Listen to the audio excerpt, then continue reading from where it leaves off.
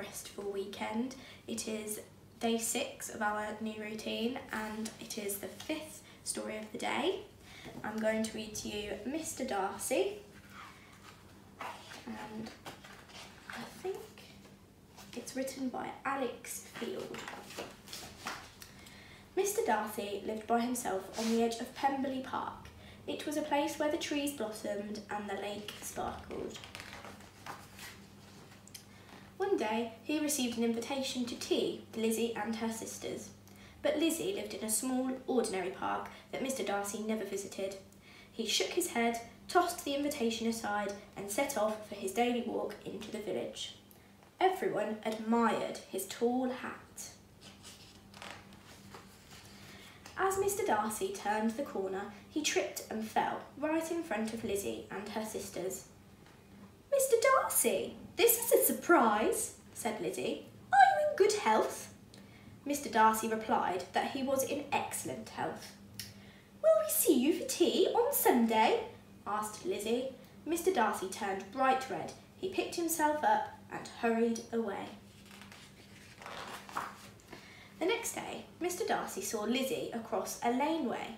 Lizzie waved. Mr. Darcy quickly looked the other way and bumped straight into a tree. "Are you all right?" asked Lizzie. "Yes, just resting, thank you," replied Mr. Darcy. "Will we see you for tea on Sunday?" asked Lizzie. Mr. Darcy turned bright red and hurried away. It soon began to rain, and in his hurry, Mr. Darcy fell in an enormous puddle. Squelch, squelch, splash. Mr. Darcy tried to move. The more he moved, the faster he sank into the thick, brown, squelchy mud. Bingley plodded up to Mr. Darcy. "Do you need help?" he asked. "No, thank you," replied a polite Mr. Darcy. Lizzie and her sisters waddled by. The sisters giggled when they saw Mr. Darcy. Lizzie asked if he was well.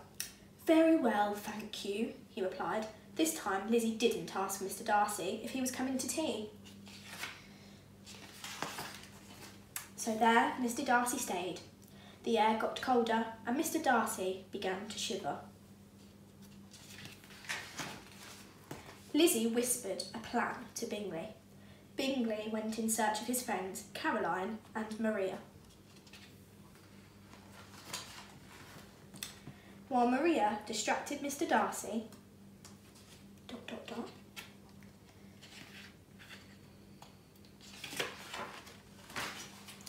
Bingley and Caroline gave Mr. Darcy one giant shove. His hat went flying and so did he. Mr. Darcy wasn't looking quite so splendid. He picked up his hat and mumbled a quiet "thank you." "It was Lizzie's idea," said Maria. Mr. Darcy smiled politely and went on his way. On Sunday, Mr. Darcy glanced at the invitation to tea. He set off across Pemberley Park, carefully avoiding the large mud puddle.